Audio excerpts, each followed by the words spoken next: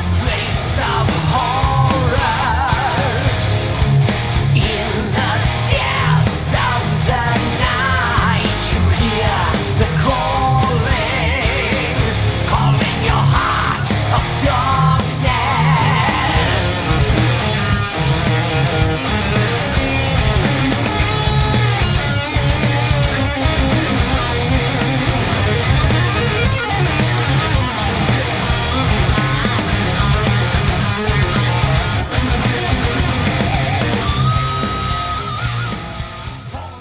Hello, Freaky Frighteners, tapeheads, and beast streamers. You got the Brewsteria here, and as promised in my earlier middle of the year, beginning of the year, whatever promo, the returning guest, Sean Ohlman. What's up, brother? What is up, Brewster, and what's up, Freaky Frighteners? Happy to be back on Brewsteria. It's good to have you back, man. How's everything going down there? Oh, it's been going well up here. I'm a little bit further north than you are over there in Cleveland. Yeah, it's been miserable over here. The weather can't seem to make up its mind. Yeah? It's muggy and terrible. But let's not buzzkill the conversation with that boring ass shit. So far, since you releasing your single back in February, Hopelessly Searching, which is a banger, and everyone check it out on all streaming platforms. Yes, please.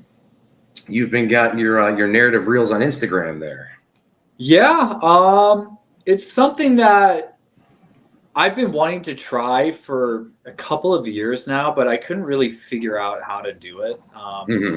Honestly, I was kind of lazy when it came to camera work. It was really, if I could do like selfies and cool like shots of that, or just like nature shots and whatnot, like that's cool. But I started getting into like actual videography, and over the year, I got pretty decent at it, and I was like, okay, now I can start filming myself and doing this stuff.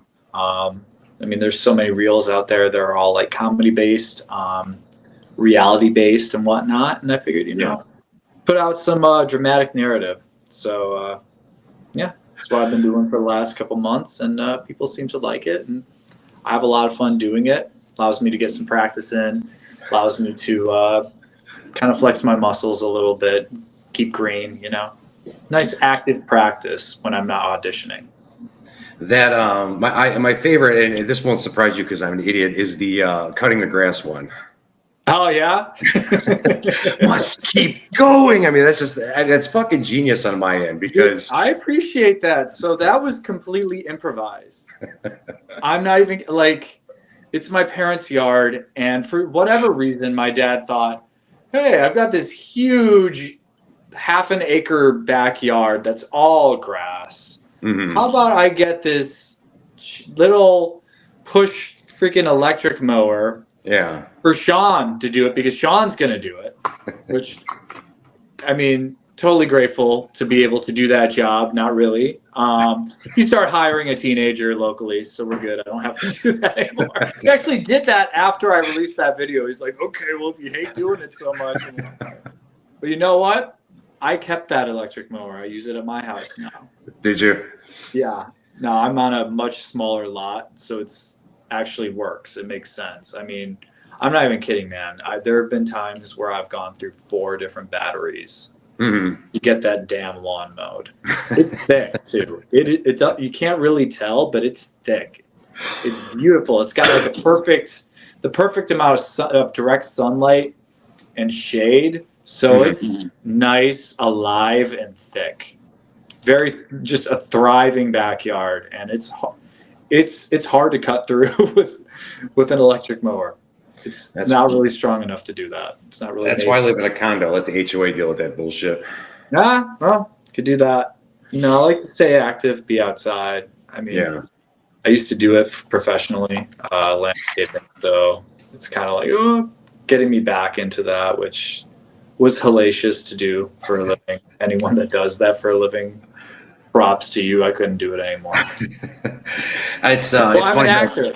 Right. It's funny how our parents really sucker us at our age to get them to do stuff. And I always tell my old man when he's like, you can't help out your dear old dad. I'm like, I tell him, like, hey, I didn't tell you not to pull out. You know what I mean? It's like, I didn't ask to be here, Come on, you know better than this, man. Yeah, right? So going off the air, are you? I saw a few things on Instagram you'd sent me, and I'd seen a couple of things. Sandy Heat. Okay. Yeah. Sandy Heat is in pre-production. That basically what that is like my ode for my love of 80s action. Yes. And I will be starting that probably in 2026, but it's just going to be a vertical short series on Instagram and YouTube and wherever you find reels. All right. If you need me to send you any clips, I can do that for you, man. I owe you one. Oh yeah, I appreciate that. Check them out. Check out Dude, any of my reels out there. I always check out your stuff, bud. Yeah, man. I appreciate that. Well, dude, my feet are cemented in the 80s. You still have to come back here one of these days so we can geek out about 80s horror soundtracks that don't get as much credit as they deserve. You know what I mean? I mean, the first thing I could think of is Lost Boys, and that's just in general like one of the best soundtracks in my opinion. Oh, dude, that one pretty much from start to finish is an amazing soundtrack. Oh, absolutely. Never mind the fact that I kind of look like the sexy sax man. Tim Capella, he was for.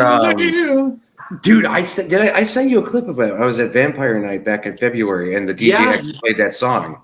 That is so cool. I was the theme was vampires. It was Love Bites, for people on Valentine's Day, and no Fright Night soundtrack songs. Though I was kind of pissed off about that. What the heck, man? Right? I'm telling you. Fright Night was awesome. Dude, thank you. You know where the name comes from now. What's up? You know where the name comes from now, Brewster. Yeah, there you go. Yes. So, okay, the real reason we met in a vampire. We did. We met because I was a vampire at one point in time. And after I posted our last interview, I should have put. I was really kicking my own ass because I was. I should have put in the description or something, or made the title of it, or like the subtitle, Brewster's interview with the vampire, because it was technically true. Dude, what the heck, man? That's money right there. And there's so many opportunities. You know what you could do? What's that? Just label this one. I can do that. You could do that. You could do that. I'm still a vampire. That movie was Death Streamer, if I remember correctly. Sorry, I'm plugging it myself. Dude, no, it's a horror page. Do it. Yeah, no, I'm sure that most of you, if not all of you, have heard of Charles Band, legendary horror filmmaker. I got the chance and the privilege and the honor to be the star in one of his latest films called Death Streamer, which is about this vampire that is live streaming his kills. So, I don't want to give away too much, but if you love beautiful women, you love creepy soundtracks. The soundtrack is really dope. Speaking of like 80s horror, it's very 80s horror. So check that out for sure. And I played the vampire, Arturo Valinor, and to extraordinary things. And we got to plug our boy Travis in there. The guy who makes you piss yourself was actually a big old teddy bear. He's a great guy, Travis. Yeah, no. We went to the Rock and Roll Hall of Fame Museum on our day off. It was nice. It's a cool guy. Yeah, no, I went for a hike, walked all through East Cleveland, which I hear is something you don't do. Euclid Park, I think. There's like a bunch of like waterfalls and stuff on like one trail. It's beautiful. Beautiful if you've been. But in order to get there, I had to walk through this neighborhood that I'm from Chicago. I lived in Savannah for years. I know neighborhoods that maybe are not the best for me to be walking around by myself, but you know what? I was fine. I don't think I saw anybody that entire time, but he picked me up. He picked me up when we went to the Rock and Roll Hall of Fame Museum. Dude, that was my chance coming out there. I got off the freeway where the church was where Charles's church is located. It looked okay, and then I made a turn, and I'm like, boy, I'm glad I have my gun with me. Yeah. And and it's weird because the street I took, It's like it's decent area, looks like a college area, and then you cross the street, it's kind of like roll them up, and then it's back and forth again. So yeah, I don't know, man. This was my second time ever going to Cleveland. The first time that I went to Cleveland was nearly 20. Now it's 20 years ago. Mhm. I was doing a travel baseball tournament there, and Wheaton Warriors. If you're from Wheaton, Illinois, that was my team back in the day. But anyways, yeah, that was my second time being in Cleveland, and it was pretty cool. I was there for a week, and I got to see a lot of it. There's a lot of good food. A lot of good food in Cleveland. Like, I was not expecting that. I don't know why. I think it's because really anywhere else in Ohio that I've been to, like Cincinnati, Skyline Chili, y'all can keep it.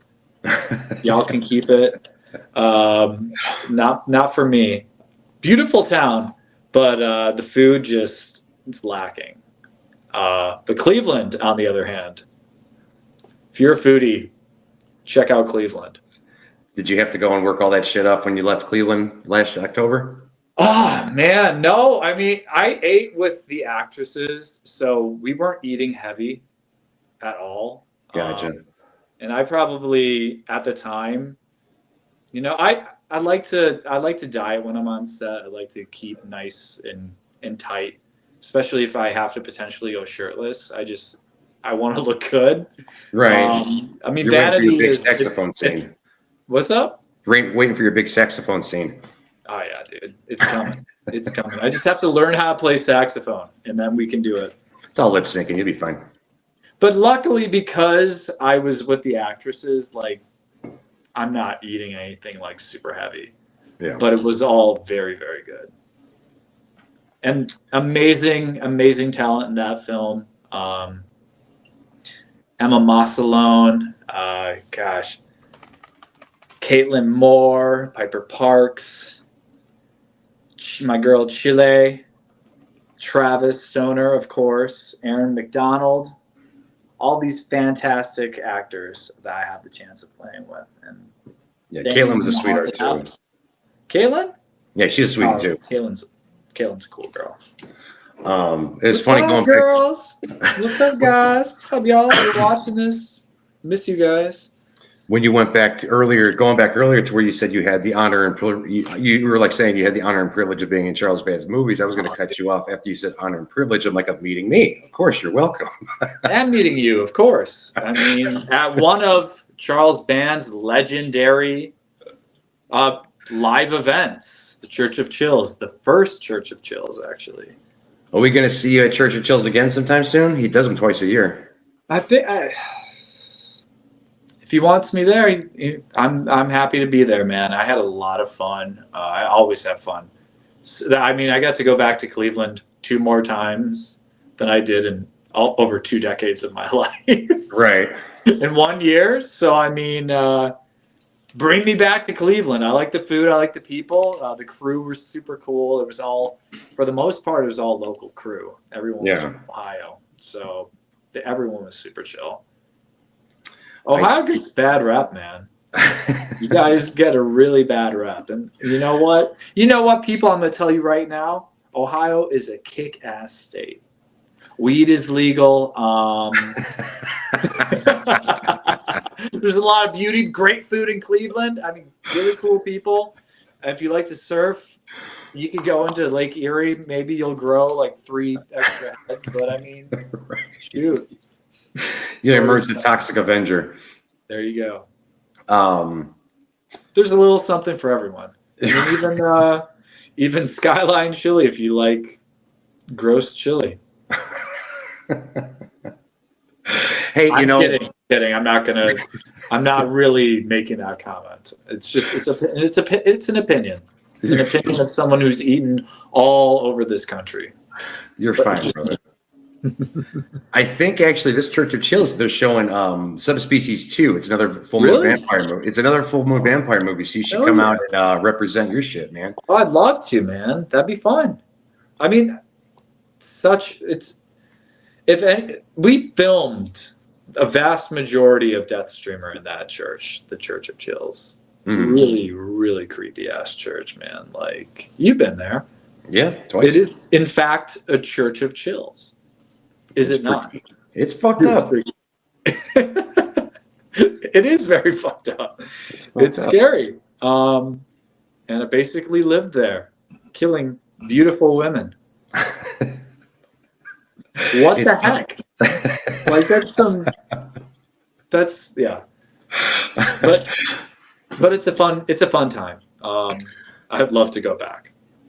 Well, hopefully we see you at the next one, and maybe one of these days he'll do a subspecies versus Deathstream, man. Arturo versus Riders of Vampire. That'd be pretty badass.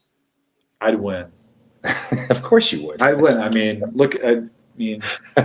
no offense. Yeah, no, you're fine. You're taking the audience to the gun show. I can appreciate that. Sexy sax man, okay? Here we go. We're gonna make it. We're gonna make that movie. The movie that everyone wanted to watch, which was not Lost Boys. It was Sexy Sax Man. Kills the Lost Boys. All right, well, we're gonna kickstart that campaign. We're gonna talk outside of this, you know. Oh, absolutely. We'll do it. I don't know how to play saxophone yet. I'm going to be honest. I might not be able to play saxophone. Not like that. Not like that. I can do the gyrations and stuff like that, perhaps. And the thrusts, absolutely. But the saxophone playing, man, no. I can't do that. It's all right. Like a sexy guitar player or like a sexy microphone dude. Go for it, man. I could swing that shit all day, but dude, we'll just Milli Vanilli. It'd be fine. Don't worry about it. I got you covered. See, this isn't my real voice. It's all right. We could do it. All right. So enough suspense. The real reason we're here. You're a new pet project, the Boneyard, which I'm going to be honest, sounds like canine pornography to me, Sean. Jesus, man. What the hell? Why would you say that? I'm just this, brother. Okay, so Boneyards.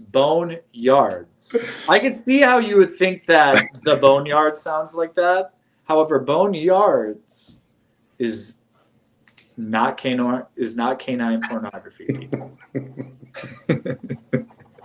So the floor is yours, man. Let's talk about your project here.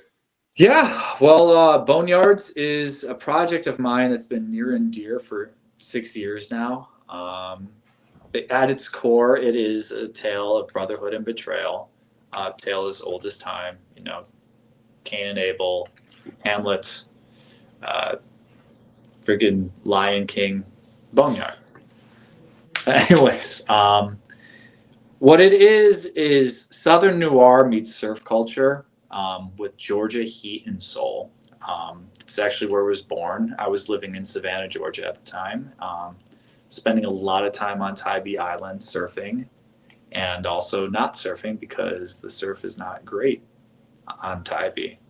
However, you know, I have always had this huge appreciation and love and connection to like surf, like punk surf culture.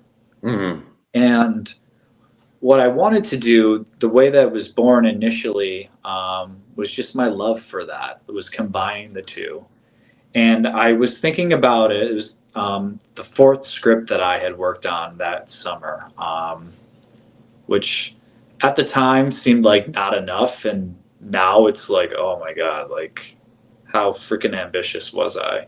Mm-hmm. That's when I was starting off as a filmmaker. I had just done like I did 3 short films in a matter of like a month and a half. And this was my 4th one. So it was very ambitious, to say the least. But the rest of them I wrote as scripts. This one I kind of wanted to write like a song, like a metalcore song, like a pop punk metalcore type of song. Yeah. And everything about it just started from music. So I just went through my favorite music that was of that style. Day to Remember, Parkway Drive, Came as Romans, just great music. I'm sure that quite a few of you guys actually know about those guys. Archers and Illuminators, that's my former band.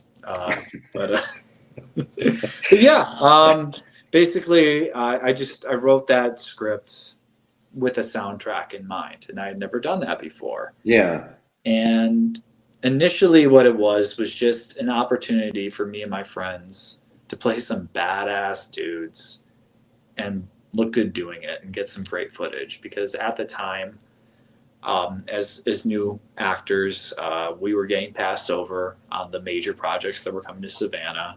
Yeah. So the majority of the projects we worked on were student films for Savannah College of Art and Design, which has a great film program and a lot of talented students that go there and that come out of there. Worked with a lot of talented people. However, I will say, at the time, everyone had the same complaint. They weren't getting their footage, and that was our way of getting paid. Yeah. I mean, you know that student films, they're not going to have a budget. They're not going to be able to pay necessarily. They'll be able to feed you and give you credit and give you footage. And really, the footage is the most important thing out of all of that. And I mean, I'd say the footage is the most important thing as an actor, period. Yeah. The filmmaker is the footage, because that's your that's your visual resume that you can show people your work and show what you have to offer, what you can do, and your range if you have it or whatnot. No one was getting that back, and year had gone by. I've done maybe 6 or 7, and none of these films were ever getting finished. They just were dying as projects. Like, they got turned in, that was it, and then I'd never see it again. And that was the case for a lot of my friends that were in my acting classes back in Savannah. So I started filmmaking as a necessity. I wanted to create very cool short films that ultimately got the footage out to the actors right away and got them credit and whatnot. And I wound up doing the same thing that the students did, man. No Which shit. is become a perfectionist about my work, and then it just never really saw the light of day. Right. But anyways, Boneyards started off as a project like that never saw the light of day. Yeah. But it's something that I continued throughout the years to revisit, because the story, I was proud of the story that I wrote. And I really connected to it, and I really felt the realism to it, with the relationship between the characters in the film. And I tried to do it a year and a half, maybe 2 years later, in Folly Beach, South Carolina, which is way more of a surf town than Tybee. Like, in the sense of, like, it has a really good break, really good surf. Tybee is a great surf vibe and a great town, and it's got some great surf when it comes in, but it's not like a world class break. Like, Folly Beach is much more that vibe. But the same thing, did it with a bunch of friends, but it wasn't hitting. It just was missing that, and it became very clear to me that this project was a lot deeper than just something that started off as like a passion project out of my passion for music, and for surf culture and for surfing and for the beach and all of that. It was a much deeper story, which continues to grow till now, 6 years later. So we'll be breaking ground in a couple of weeks, actually, which is crazy to think about. It feels like August 8th is like 2 months away, but it's like a week and a half. Shit, yeah. Thank God July's almost over, yeah. Yeah, so I'm going to be breaking ground on Tybee Island, where it all started, where the first iteration of the film was filmed and where it was written. I wrote it parking lot in between sets of surfing. And it's returned home, and I'm really excited about it. Really, really excited about it. Well, backtracking to Hopelessly Searching, you had the same kind of passion talking about that and getting that out there. And it seems this is a film version for you of just you put a lot of your quote blood, for like whatever, blood, sweat, and tears into this whole project, that to see it finally come to fruition has to be fucking awesome. Oh, dude. Especially with something like Hopelessly Searching, which was the first time that I have ever written a song and personalized it with my actual personal experience of my divorce. Yeah. And to get that out there after years of working on that song and finally getting it to a point where I was happy with releasing it, and just catharsis that I felt after doing that, man. And I mean, Boneyards, it's grown to this insane level creatively that, man, it just, I can't wait for everyone to see it. I can't wait to get it done. It's gonna make its rounds in the festivals for as long as it needs to. But it's at its core, it's a 4-season series. I've written 2 full seasons already, and a lot of creative has gone into this project. A lot of years, a lot of blood, sweat, and tears. And I just, man, I cannot wait for people to see it. I think I know it's something that a lot of people are going to like. I mean, I can tell you're very passionate about it. That's good, because if you put that much passion into your work, it's going to show. Oh, absolutely. And just from every facet of it. So the first time I did it, I had someone else direct it, and they didn't get it. And of course they didn't get it. I had a strong vision about it. Like, I should have been directing it, but I wanted to focus on my acting. Yeah.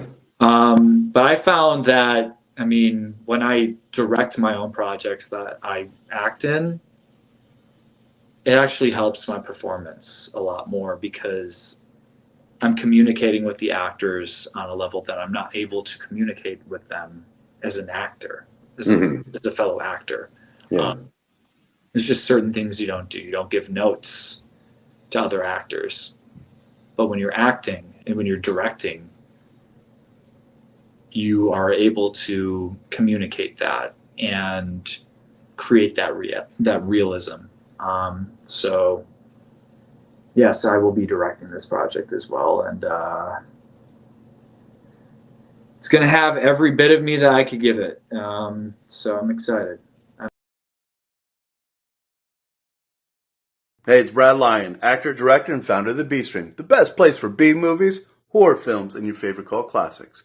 You're watching Brewster Vision. Like the B Stream, an excellent place to get rid of those Monday blues. I'll be checking that out for sure. Yes. No, definitely check it out. But yeah, I mean, it's exciting. It's really exciting to see it culminate in this moment. Like, it started off while I was living in Savannah, and now I'm going to film it in Savannah in a week and a half, and cannot wait to bring it back to life. Yeah. It definitely has like breathed new life into me working on this project again. You know, there are projects where you do it out of necessity, and there are projects that you do out of love. And this is 100% something that I'm doing out of love. It's not like, oh, this is just a great idea. No, this is something I'm very passionate about. And yeah, I just, like I said, can't wait to get it out there. Well, if you don't put your all into it, it shows, because I make some videos here and there, and there's some of them I'm going to tell you right now. I'll tell everybody else out there, I am not proud of them at all. I was trying to get something out there, and I just didn't put my all into it. It just came out stupid. But I leave them up there because I need a reminder that I have to really focus on this stuff sometimes. I can't just think, oh, this will be funny-ish and throw it up there. I have to really put some thought into it and some work into it, I think it also is a testament to your commitment to what you're doing by releasing something that you're not proud of, or that you know you could have done better, because you're still getting it out there at the end of it. and you can make it as good. Like seriously, I've had projects that I put everything I could into it, and I didn't think it was good enough, and I never released it. I mean, you're committing to it. You're just okay, that wasn't as good as it could have been, but I mean, I have to get it out there. I mean, I have to finish it. So, I mean, I think that's just a testament to that. Well, it's even like with these interviews we do. At first, I tell everyone usually I kind of half-assed it at first, and just would screen record from a video chat, until I finally got off my ass and found some friends who had the StreamYard, and I was like, gotta put my nose to the ground and get this working, because I know I talked to you and I know I talked to Travis and stuff, and I wanted to make something you guys would be happy to be on. And I appreciate you being on the old one, which was mainly your guys' face. Yeah. Center, which you're on the center stage for these types of reviews, but I want to do something you guys would be not embarrassed to be on. Yeah, I was not embarrassed to be on your last one, so I'm glad that you came back. Always, man. I love talking with you. You had said that this Boneyard stuff you casted because of the previous stories about it. You had casted some of your friends in it. Did I hear that correctly? So So the first time around, it was my way of getting my colleagues and friends and classmates footage. Yeah. A really cool footage that just wasn't the type of stuff that was being filmed down there. Specifically, like the type of student films that were coming out of it. So it was just an opportunity for everyone to kind of be a badass. Yeah. Now it just grew. It continued to grow, and the deeper that I worked on it, the deeper my appreciation and my love for it grew. And I had to ultimately do it the right way that I could. And still, my budget is but at the end of the day, it's there's just a lot of gold that comes out of that. I mean, I do a lot without a budget. I mean, pretty much every single reel that you've seen me do didn't have a budget. Yeah. It's just me and whatever amazing actor is willing to work just for volunteer, which there have been. I've been lucky. I've been very, very lucky, because they've been so gracious with their time, and they didn't phone it in. They gave it their all. And I mean, thank you to Tori, thank you to Bryn, thank you to Billy, thank you to every single person that has worked volunteer for me or at a very low rate. I appreciate you guys. I understand how it is to get a job and not get paid for it. But it just shows how much you guys love what you do, and how passionate you are, and that comes across. And I just believe that when you have that love and that just strong passion and fire for the creative work, that you're gonna do amazing things. So cheers and thank you. Right on. And so essentially with your friends in there, you kind of felt like Kevin Smith then. He just cast all his buddies in his movies. Oh, like Adam Sandler. There you go. Or like Matt Damon and Ben Affleck. I mean, it's fun though. I mean, I tend to write to the strengths or to challenges that I know that my friends can do. Yeah. But I mean, I don't really do that anymore. For now, it's there's just so many people that you can see that are willing to audition for it. I mean, God, I just put up a casting call for this little voiceover for the short film for this character who's going to be introduced and be a very integral character to the series. but based off of the short film is not going to physically be in the short film. And man, the response I got and just how talented every single person was that sent it to me. It's just, I mean, I'm honored. I mean, I feel like I have to open it up and see that and hear that. There's just certain people that are like, it's like my boy Evan. It's Kai. It's my brother right there. Yeah. So I can't. In my opinion, there's nobody but him for that character. That's just, it's just the way it is. And sometimes it is like that. You know, you can't. Yeah, call it nepotism. Call it nepotism. Call it whatever you want. But at the end of the day, I feel like anybody else that is given that opportunity or is in charge, and if you have the opportunity to, you know, your friend or your brother or your sister or whoever, like cousin, anyone that's very close to you is perfect for that role, you're going to give it to them too. I mean, sure, they should audition or just show what they can do and why they should be doing it. But I mean, it's just, that's, at the end of the day, I mean, I feel like anyone would do that. That's cool. You're loyal to your friends, man. I mean, it's a rare thing to come by these days for sure. Oh, dude. Loyalty, man. That's an off-camera discussion because we'll be there for hours. So we'll just keep that to the Instagram direct message for me and you. All right. Seriously, right? Now, this one you didn't just star in, you directed and wrote it and pretty much everything else, correct? Oh, yeah, dude. I'm doing everything. Producing it, writing it, directing it, starring in it. Cater to it. Right? Yeah. Doing the soundtrack to it. So, yeah, it's, I can't, it's definitely a deep appreciation for everything that I love in this, and there's a lot of unconscious Sean that not a lot of people get to see. Yeah, that's embedded in this, and yeah, I mean, it's a deeply personal story.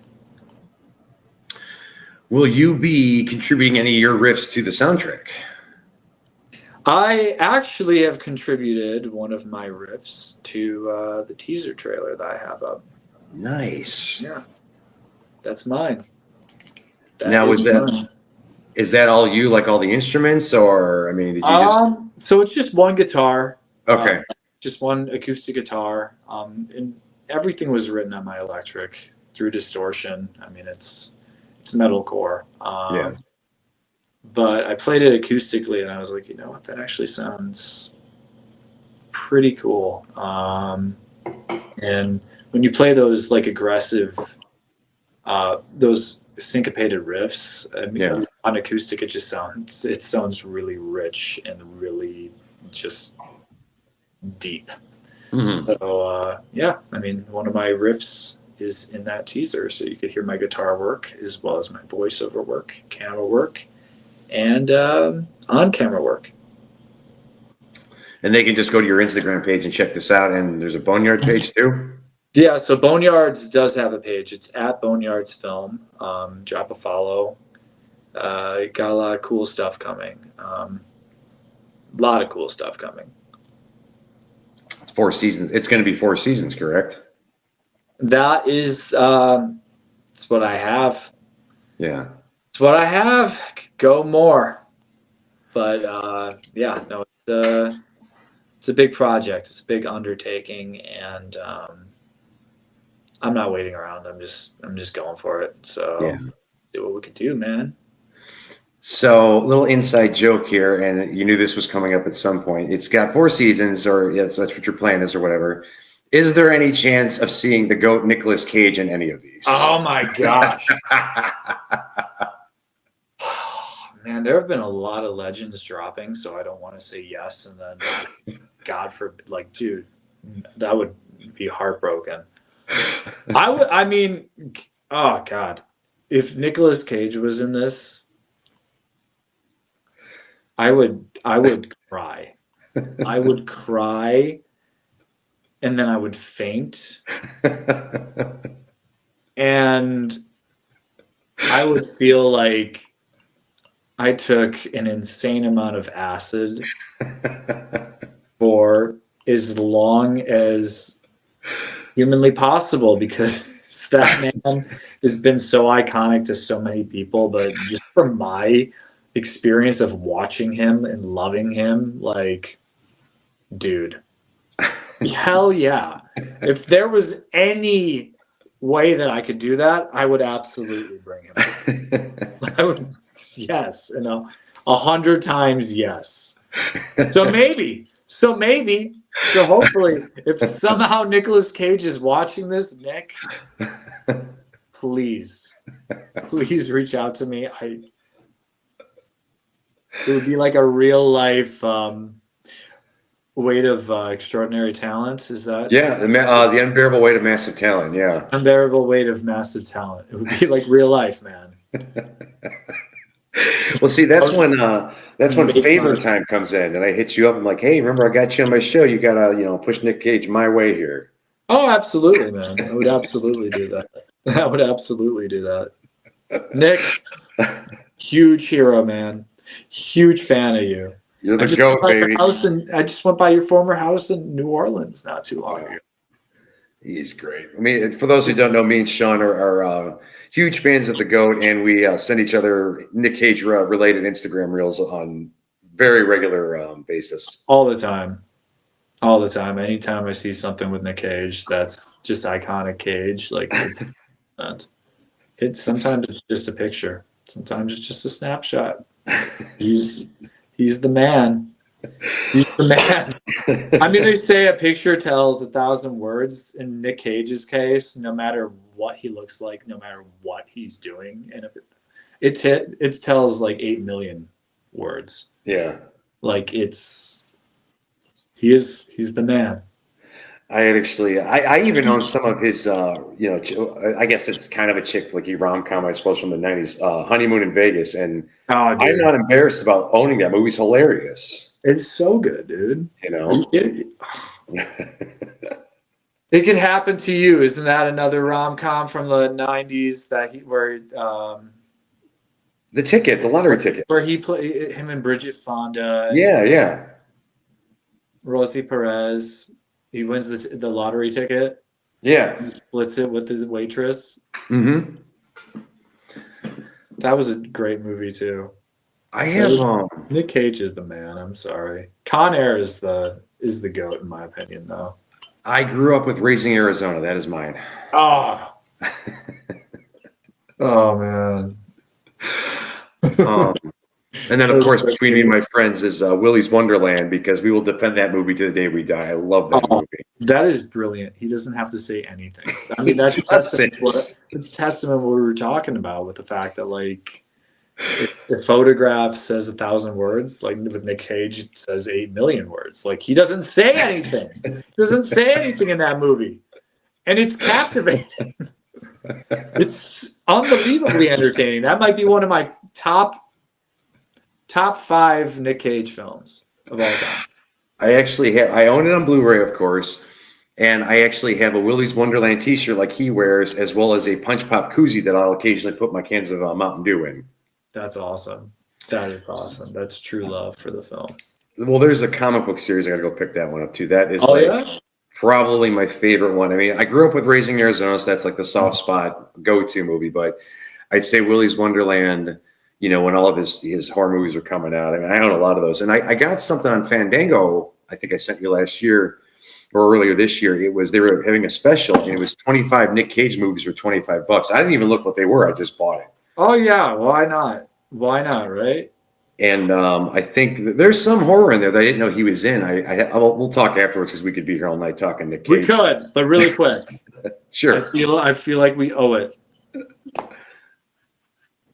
Top 3. Top 3? Oh, boy. All right. So am I telling you all 3 first, or just the first when we go back and forth? How do you want to do this? Go back and forth. Okay. Top 3, obviously, I'd say the number one, because Start with three. Start with three. Start with three. Build Okay, up. start with Yeah, just three. like put the holy grail and then like, oh yeah, these ones. All right. You know what? Because I rewatched it earlier this year and I did a weekly theme for it on my Facebook page. Yeah. I'm going to say Vampire's Kiss. He's hilarious in it, you know. And yes. And there was so many good real opportunities that I can make using the clips in the movie. When he runs in the office, he stumps in there, jumps up on the desk. There you are. I mean, he's just magnificent in that movie. Oh, he's insane in that film. That character is loony. Yeah, he's fucking nuts. God, that. Damn, man, that's a good one.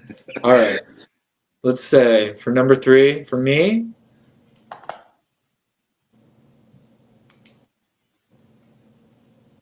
Probably Bad Lieutenant. Okay, I've never seen that one. Tell us, explain that one to me. Educate me. So it is in post-Katrina New Orleans, and he plays this cop that gets a really bad like back injury trying to save this dude in a flooded jail. And he becomes just wildly addicted to heroin and cocaine and every substance. So he just plays this super gritty, dirty detective, like just the sleaziest dude, stealing crack from people, threatening to arrest them, fucking their girlfriends right in front of them. Nice. Threatening to shoot them. I mean, he smokes crack with Exhibit.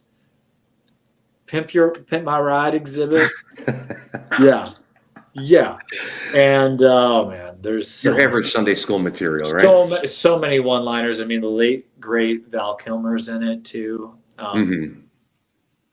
Sean Hatosi, fantastic actor too. But dude, Nick Cage just Eva Mendes. I mean, she's freaking gorgeous. It's his girlfriend. But it just has so many crazy ass one-liners, and the film is a Werner Herzog film, so it's super artistically shot, and very trippy. So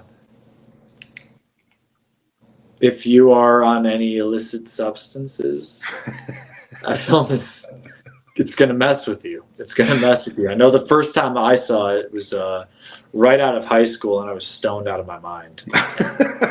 My mom brought it back from like a Redbox rental, and I'm just like, "What? Nick Cage?" And I'm like, "I freaking love Nick Cage." I turned it on, and I was like, "Get the frick out of here!" Just my 18-year-old mind watching Nick Cage smoke crack with Exhibit. Like, what are these fucking iguana doing? That's the one you're always sending me. Fucking iguana on my coffee table. That's the one. And his you're always accent goes back and forth. Like he kind of tries to do like a New Orleans accent, which he always in every film he does, he tries to throw in the accent. He could do the Southern accent. No, raised in Arizona. Put the bunny in the box. Like he could do that. But I mean, he tries something crazy like a New Orleans accent, like he tries to throw it in there kind of occasionally, and then it just goes back to Nick Cage. Just what is fucking iguana doing on my coffee table? Intense, man. So yeah, Port of Call, Bad Lieutenant, Port of Call, New Orleans. All right. Blow your mind. All right. So number 2 pick now. Yeah. I told you, Raising Arizona. I grew up with it, and I remember watching it as a kid. My uncle used to own a video store, and we, as a kid, you go stay at grandma's house for the weekend, and she spoils you rich movies, and that was one of them. And they had a movie store. Yeah, when I was a kid, it was a video store. Yeah, there's God, I am old. And you would just. I'm saying your family owned a rental store. Yeah, my uncle owned a couple of them. That's awesome, man. I know. You're so spoiled for that time period. What? Yeah, we got free movies. He didn't give us the new releases for free, but we got the stock movies for free. Yeah, that's awesome. And mom set you up with bags of popcorn and stuff, and And Raising Arizona was one of my go-to movies as a child, and I always interpreted the ending. I won't spoil it for those who haven't seen it, but I always interpreted the ending with him dreaming as it was when he dreamt about the biker. What was his name? Dresses like a rock star. I can't remember his name, but the villain of the movie. He kind of dreamt about that guy. He was in Ace Ventura. Yes. Ace Ventura at the beginning too. Yeah, he always plays a creeper. I think he was a former professional football player. He's got the fucking size of it for sure. Yeah, they had a lot of those in the 80s. Oh yeah, Maniac Cop. I think the Maniac Cop was a former football player. God, I mean, there were a lot of former athletes. And Goonies too, right? Yeah. Sloth. Yeah, he was a football player. He was a football player. It's crazy. All right. So what's your second one and why? Oh man. Second one is Pig. Okay.